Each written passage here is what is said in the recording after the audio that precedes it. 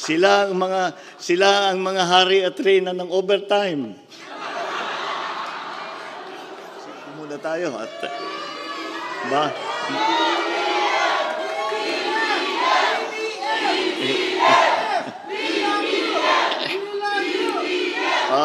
Parang naaalala ko yung mga kampanya. Parang hindi, parang kahapon lamang na magganyan ang mga isinisigaw namin. Alam nyo po, ang sigaw ninyo dito, kahit na nasa San Francisco kayo, naririnig po namin yan sa Pilipinas. Kaya tumalakas ang loob namin. Maraming salamat sa inyo.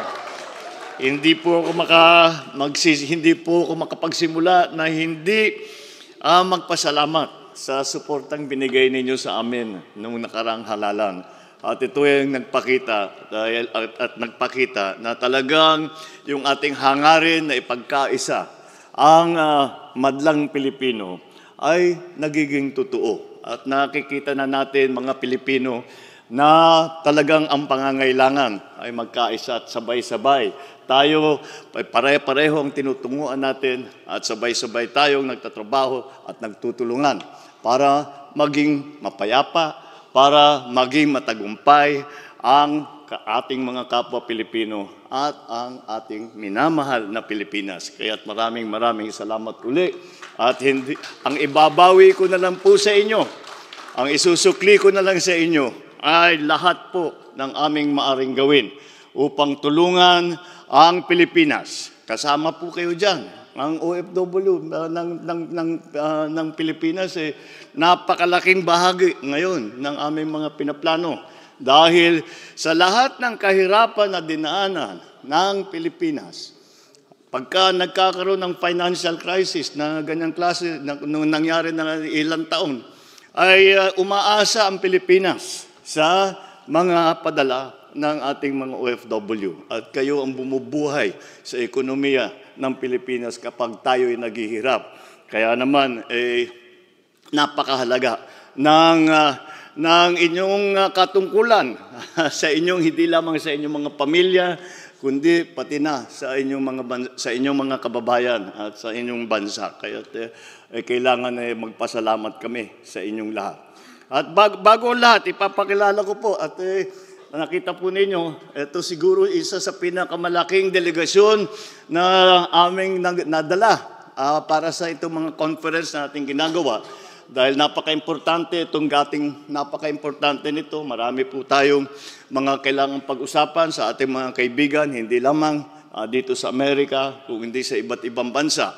At hindi lamang tungkol sa ekonomiya, hindi lang tungkol sa negosyo, hindi lang tungkol sa investment, kung hindi pati na sa mga nangyayari na tinatamaan din tayo, nararamdaman natin. May gera ngayon sa Ukraine, nagkagera na ngayon sa Israel. At ito po, meron tayong mga problema sa South China Sea. Ito po ay mahalaga na makausap natin lahat ng ating mga kasamahan. Lahat ng mga ating kaalyado na bansa na tumutulong sa atin.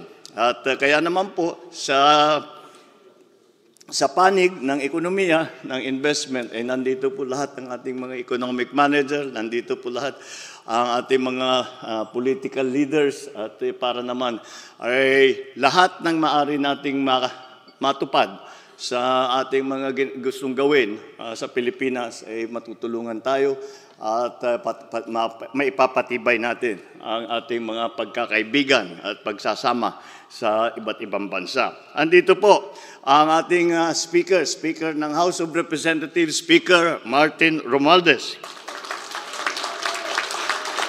Ang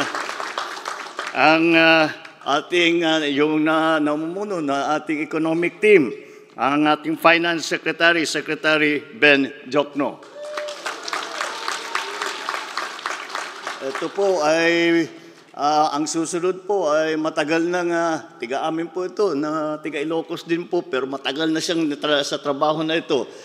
Kaya siya'y kinuha namin para ipagpatuloy niya ang napakahalagang infrastructure program para sa Pilipinas. Ang ating Public Works and Highways Secretary, Secretary Manny Bunuan. Isa po sa pinakamahalaga at pinakaimportanteng bahagi na para palakasin uli natin at pagandahin uli natin ang ating ekonomiya ay ang tourism. At ito po ay alam naman natin, napakaganda ng Pilipinas at napakaganda ng mga Pilipino at masarap kasama. Kaya sa palagay ko ay ito'y magiging malaking industriya para sa atin at maraming matutulungan, maraming mabibigyan ng trabaho. Andito po ang ating Tourism Secretary Cristina Frasco.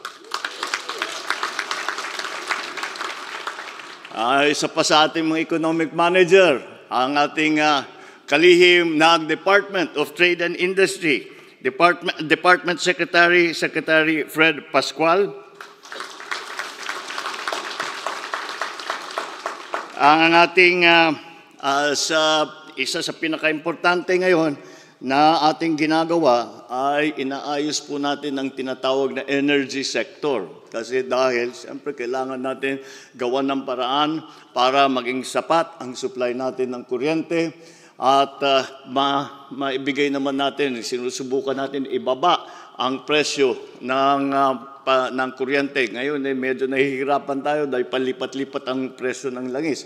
Ngunit ito po ay ating ginagawa na paraan dahil hindi lamang sa dinadagdagan natin ang supply ng kuryente, kung hindi tayo ay dahan-dahang lumilipat, yung tinatawag na transformation from fossil fuels to renewables. Para naman yung climate change meron tayong ginagawa. Ang namumuno po dyan, ang nauuna po dyan sa ating ginagawa sa energy, ang ating Energy Secretary Popo Lotilla. Isa pang napaka-importante para sa pagdaloy ng mga serbisyo, ng mga kagamitan ay ang ating transportation system sa Pilipinas. Malaki po ang ating ginagawa dyan at pinalalawak natin ang sistema natin ng transportation. At ang namumuno ng ating transportation, ang ating Department of Transportation, Secretary Jimmy Bautista.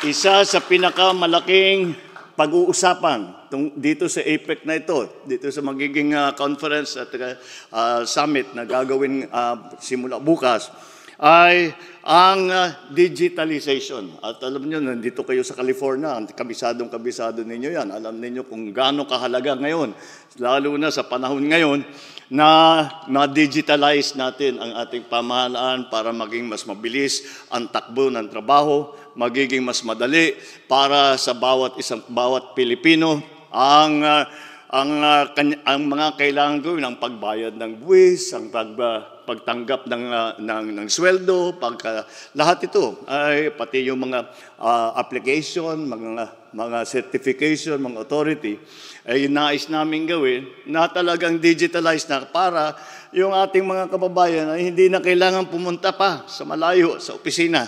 Kung hindi, nasa computer na lang sila at magagawa, nasa telepono, kaya na nilang gawin. At ang gumagawa po dyan ay ang Department of Information and Communications Technology, ang Secretary po natin, Secretary Ivan Uy.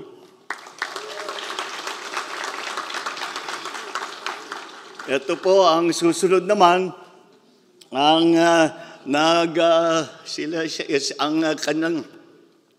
kanyang trabaho po ay ina-analyze ang ating ekonomiya at pinapayuhan po tayo kung paano para mas pagandahin at kung ano ang mga nagiging problemang nakikita at nagbibigay ng mga solusyon doon sa mga problema na ating hinaharap. Dahil po mahirap na po ngayon, ang COVID pinaltan po lahat. Wala na tayong ginagawa noong 2019 na ginagawa natin pangkaraniwang pang-araw-araw natin ginagawa. Hindi na natin ginagawa ngayon yan. At iba na ang buhay talaga ngayon, 2023. Kaya kailangan tayo rin ay makapagsabay at transform din ang ating, we are trying to transform our economy to adjust to the new global post-pandemic economy, kung tawagin. at ang ating mga nagpaplano, ang ating mga nag-analyze, ang ating mga scientifico talaga tungkol sa economics ay ang NEDA, ang National Economic Development Authority, at ang namumuna dyan ay si Secretary Arce Balisacan. Is Amina here? Amina is... ito po yung sa amin para yung pinaka-importante dahil dito po nanggagaling ang aming lahat ng pondo po namin. At kaya makita mo ito naiba ito kasi kahit anong problema ang ibigay mo sa kanya, nakangiti pa rin. Kaya para siya she is like everybody's little sister in the cabinet. Our Department of Budget and Management Secretary Amina Pangandaman.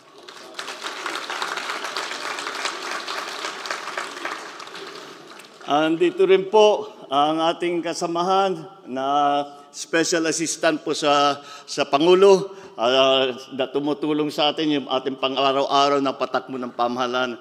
Nandiyan yata po si Secretary Anton. Lagdami yung, there he is.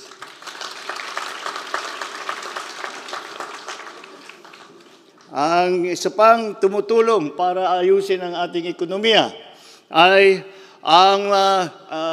yung aking representative sa lahat ng economic team, at siya ang nagmo-monitor at tinitignan kung ano ba para pabilisan dahil alam niyo po lagi tayo nagmamadali pagka masyadong matagal dalian niyo, bilisan niyo. At ang tigahabol po sa schedule ng mga ating ginagawa ay yung Presidential Advisor on Investment and Economic Affairs, Secretary Dec Go.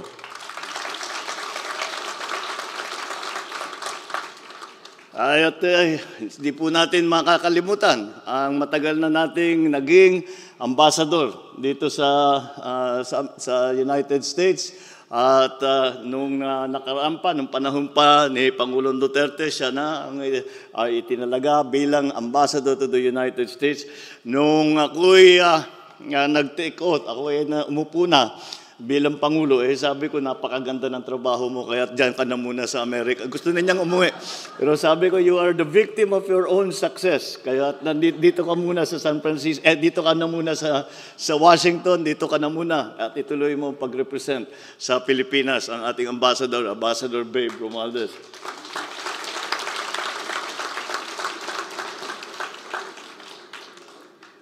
At ang ating Consul General dito sa San Francisco, at maraming salamat sa kanyang napakagandang pagsalita kanina, ang ating Consul General sa San Francisco, Nel Ferrer.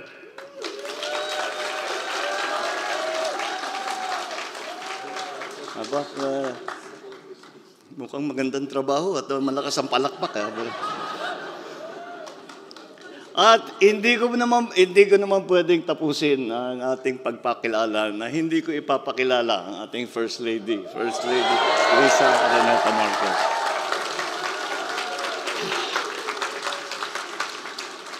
Ating mga kasamahan sa pamahalaan, the private sector partners na kasama natin dahil po marami po sa mga negosyante, siyempre interesado sila para makapunta rito, para makita kung ano yung pwede nilang dalhin na investment, at nandito po sila para tulungan tayo dahil ang trato po namin sa kanila ay hindi lamang private sector kundi partner talaga sa development. So at ang ating siyempre bukod sa lahat, ang ating mga minamahal na kababayan na Pilipino, magandang gabi po sa inyong lahat.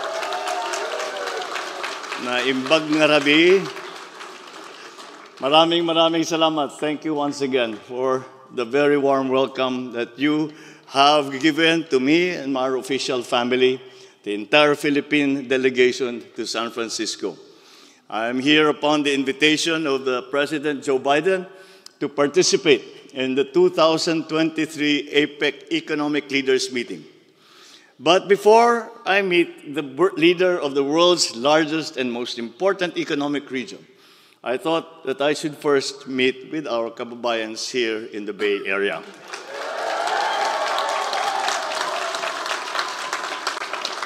At balita ko, meron pa raw dumating na ating mga kababayan na nanggaling mula pa Nevada, as far from Alaska, Northern Nevada. Malayong, meron pa daw na nandito galing sa Alaska. Aba, sa Washington State. Puro iba sa lab yung buong West Coast. Representative na dito. Oregon. Meron pa rin tayong mga kasamahan galing sa Oregon. Kumusta po kayo? At sana naman naging maayos ang inyong pagbiyahe rito. At maraming salamat at nakahanap kayo ng oras upang kami para makapiling namin kayong lahat. I'm very grateful for I will thank you for the overwhelming vote of confidence that you gave me and Vice President Inday Sara Duterte in the last election. You delivered the Marcos-Duterte tandem while setting the highest voter turnout in absolute numbers in the entire Americas region.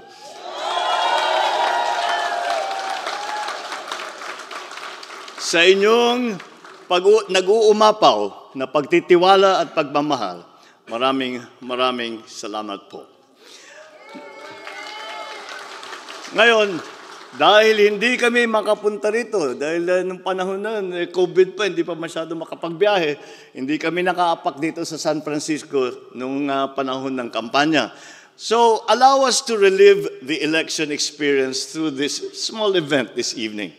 I am both honored and humbled to follow the footsteps of my late father, President Ferdinand Edralin Marcos, who first visited San Francisco in 1966, first year of his presidential administration. My father considered San Francisco as an important city, not only because it is home to a very significant Filipino population, but also because this city has always been the historical, cultural, and economic link of the Philippines to the continental United States. It is for this reason that in 1974, during my father's time, the Philippine government purchased a set of buildings off Union Square in downtown area, now known as the Philippine Center in San Francisco. Our permanent presence in San Francisco shows our commitment to the Philippines' long-standing ties with the Bay Area, the Silicon Valley, and California as a whole, and the surrounding states. There are now more than 4 million Filipinos and Filipino Americans in the U.S., of which 1.3 reside in the jurisdiction of the Consul General of San Francisco. Out of that figure, around 700,000 of our kababayans live and work here in the Bay Area. 436 years na since the first recorded arrival and presence of Filipinos, the so-called Luzones Indios or Luzon natives. Marami doon, Ilocano pa. At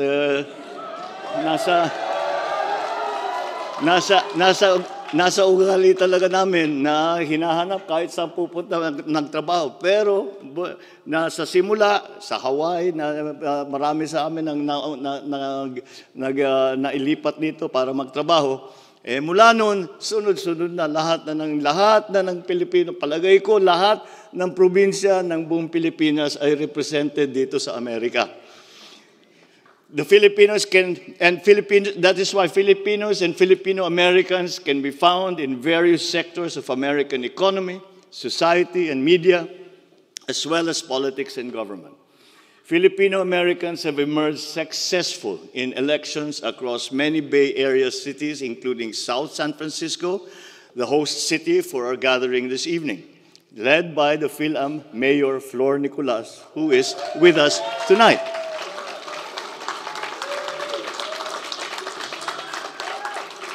We also have elected officials, Filipino-American elected officials in Alaska, in Washington State. Of course, we take pride in the accomplishments of Filipino-Americans in statewide elected positions, including Utah Attorney General Sean Reyes and the Bay Area's very own California Attorney General Rob Bonta. Dahan-dahan talaga nararamdaman natin ang Filipino community sa lahat, in all walks of life. It has always been, you can always find, ang biro, lahat ng makausap ko ng mga leader, mga pangulo, mga prime minister, lagi nilang sinasabi, kahit saan kami pumunta, meron kaming nakikitang Pilipino. Yun ang hinahanap namin dahil silang magaling magtrabaho, dahil silang masisipag, sila ang maaasahan. Sila ang mga hari at reyna ng overtime.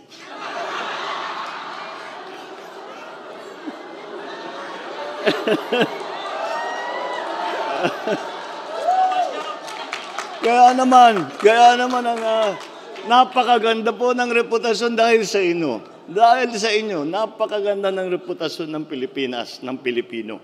Na tayong lahat ay basta't nasasabi, magdadala, naghahanap sila ng at every level, kahit na unskilled labor, skilled labor, professional, lahat, at every level, hinahanap nila Pilipino. Dahil nga, may kilalang-kilala na tayo na ang mga Pilipino ay maaasahan at matulungin kahit na hindi kasama sa trabaho, nagtutulungan at napakasipag at hindi mapagkatiwalaan. And that's one of the most important things that people say. Ngayon, ang nangyari pa, during COVID-19, Americans experienced firsthand the Filipino way of caring and acting on the needs of others. 1 in every 5 nurses here in the West Coast are trained in the Philippines. Our Filipino nurses, our doctors, our first responders, essential workers have all demonstrated the timeless Filipino virtues of malasakit, pakikipagkapwa, at ang bayanihan. We are all grateful for your selfless service to humanity, and we look up to you as role models for future generations of Filipinos and Filipino-Americans. Dahil sa inyo, napakasarap at napakadali at napakatotoo na maisigaw, proud to be a Pinoy. We recognize the hard work of overseas Filipinos in the U.S. In 2022, the health workers in Philippines injected $4.89 billion to the Philippine economy in cash remittances, making the United States the Philippines' biggest single source of remittances. Talagang ramdam namin sa Pilipinas, kahit hindi tayo nagsasama na madalas, ramdam namin ang inyong pagmamahal. Hindi lamang sa inyong mga pamilya, kung hindi sa inyong bansa at sa inyong mga kababayan. So we take pride in the achievements of young Filipino Americans, including the Bay Area, Serena Bolden, who exemplified Pinay pride. She made history in the 2023 FIFA Women's World Cup as the Philippines' ever goal scorer in a soccer World Cup. We also commend the rising number of Filipino Americans in the Bay Area and Silicon Valley now active as partners in Philippine development and nation building, sharing their expertise, their experience, their resources with up-and-coming Filipino startups and innovators. I know that you all came to the United States for many different reasons, mostly economic. You sought greener pastures and better life for yourselves and for your families, but this did not stop you from giving back to your homeland, to the Philippines. Last July, I met around 300 of you who took part in the 2023 very important Pinoy or VIP tour, where the Philippine Consulate of San Francisco served as the lead coordinator. I believe that many of the VIP tour participants are also with us here tonight. So maybe could you make yourselves known? Kayo yung nakapagbisita dun sa amin. listening to your stories during that call that we had in the Heroes Hall of Malacanang, I cannot help but feel proud of your achievements. Be grateful for all that you do that create a positive image of the Philippines and of the Filipino people in America. Mula noon hanggang ngayon, pinatutunayan ninyo na kayo ang mga bagong bayani ng ating salinlahi. Kaya naman, sa bagong Pilipinas na ating itinataguyod, nais ng inyong pamahalaan na suklian ang inyong pagsusumikap upang bigyan ng mas magandang bukas ang ating mga anak. Since its inception in 1989, the Philippines has been an active participant in the Asia-Pacific Economic Cooperation, or APEC, because we believe that a more integrated and inclusive Asia-Pacific region will bring about economic prosperity for our people. The Philippines has hosted APEC twice, once in 1996 and again in 2015, to show our country's commitment to free and fair trade in our region. I am happy to say that this year's APEC Leaders Meeting is being held now in San Francisco, the global center of high technology and innovation. We would like to attract more investments and increase foreign direct investments in the Philippines. Investments from the United States have seen an upward trend of $6.2 billion in 2022, or a 15.7% increase from 2021. In addition, California is an important trade and investment partner of the Philippines. Our country is also important to the state, as it has been the most popular destination for greenfield investment from our country. On the sidelines of the APEC meetings, my delegation will conduct business meetings in San Francisco to seek mutually beneficial exchanges and partnerships. Our presence in the Bay Area this week also supports the development of Philippine innovation ecosystem in line with the National Innovation Agenda Framework. Alam niyo po, dito sa pagbabago ng ating ekonomiya, marami tayong hinaharap na panibagong suliranin. At tayo naman ay umaasa na ang teknolohiya ang magdadala ng mga solusyon dyan. Kaya naman, tinitignan po natin kung ano ang mga bagong dinidevelop dito sa Amerika at sa ibang lugar para tayo ay matulungan at para natin maibago at pagandahin, make more efficient, make life easier for those who are dealing in the digital world, and to increase connectivity para lahat ng ating mga kababayan, kahit na nasa malayo, nasa bundok sila na malayo, ay meron silang internet. Yan po ang ating ginagawa at marami po namang tumutulong sa atin. Ngayon, pag ating nabuo na at masasabi natin na ang karamihan ng Pilipino ay may internet na, aayusin po natin ang digitalization ng gobyerno upang ganun nga maging mas madali ang ating mga ginagawa with the government, with the private sector, and with the ordinary citizen. Energy security, especially clean energy, is also a priority of this administration. And as such, we will have business meetings by the Philippine delegations in this regard. By the end of the 4-day visit to San Francisco, we hope to have witnessed the signing of agreements with various American businesses in the fields of digital infrastructure and connectivity, renewable energy, electronics manufacturing, health, and tourism, among others. As we begin our mission here in San Francisco, I once again ask our Filipino community in the Bay Area and the Pacific Northwest for your full support as your government works to build a resilient, sustainable, and inclusive future for our people back home. Let us remain united and firm towards our common goal, so that together we will be able to leave behind a new Philippines that our children and our grandchildren deserve. Muli, magandang gabi sa inyong lahat. Maraming salamat sa inyong pagbating. Mabuhay ang mga Pilipino dito sa Amerika. Mabuhay ang Pilipinas. Mabuhay ang bagong Pilipinas.